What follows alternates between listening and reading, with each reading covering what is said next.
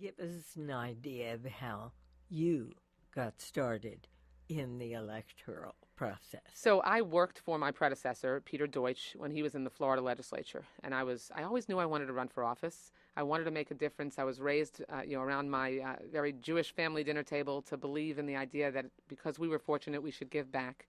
And my way of giving back was to make public service a career and to make the world a better place. And I knew I wanted to run for office one day because my parents always taught me you should reach for the stars, shoot for the top of whatever you do. And I thought I would have that opportunity maybe down the road when the path that most women take, which is get married and have kids, wait till they're older and are more independent. But then Representative Deutsch told me one day that he thought I could run for his seat right then. In the state legislature, in the Florida House. I was 25. I had just gotten married. Steve and I had been married for a year. We'd just bought our first house. We didn't have kids yet, but the last thing I thought I could do then was up and run for office. But, it was a no time like the present opportunity, and I ended up getting told by all the good old boys in my community it was not my turn. I needed to get online, and they would get to me when they thought it was my turn. And I said, I have a lot of good ideas, and there were no young women in the legislature, and I thought my voice and the voice of my generation was significantly underrepresented. And so I said, I'm going to run, and I'd love to have your support. And I walked 8 hours a day, 7 days a week for 6 months. I had no money. I scraped together $21,000. My husband would actually, and I tell this story in the book, my husband would actually send me out the door every day with a chocolate milkshake because I was losing so much weight, because it's 95 degrees in the middle of the summer in Florida, that he was a little worried that I wasn't going to come back at the end of the day. And I got 53% of the vote in a 6-way primary, and I won. And I've been in office ever since. I served 8 years in the legislature, 8 years in the Florida House, and 4 in the Senate.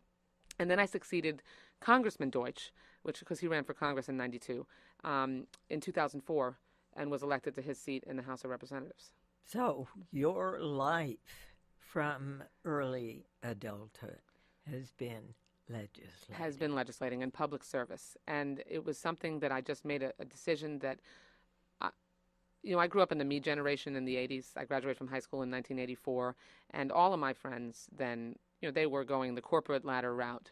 I knew that what would make me happy was going to work every day and being able to do something to make other people's lives better.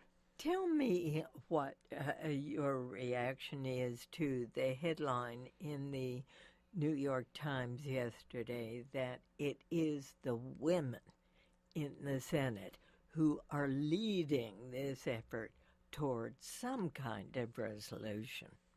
I couldn't agree with that more. Women are consensus builders, and there's a chapter in the book on women's opportunity and equality and rights, and the need for us to elect more women and to push more women to reach for the stars, like I had the opportunity to, because women so often I've found, and my colleagues on the House side, we love the Senate, but we think the House is pretty is pretty good too. And the women members have said, we need more of us, because we know that if we had more authority and power in the House of Representatives as women, we know if they put us in a room for a few hours, we could solve a whole lot of problems, because women are so often wanting to get to yes, and they don't want to destroy the other person on the other side of the negotiating table. They want to find a way to give everybody a win. And you can see that playing out with the women senators in this debt ceiling and government shutdown fight.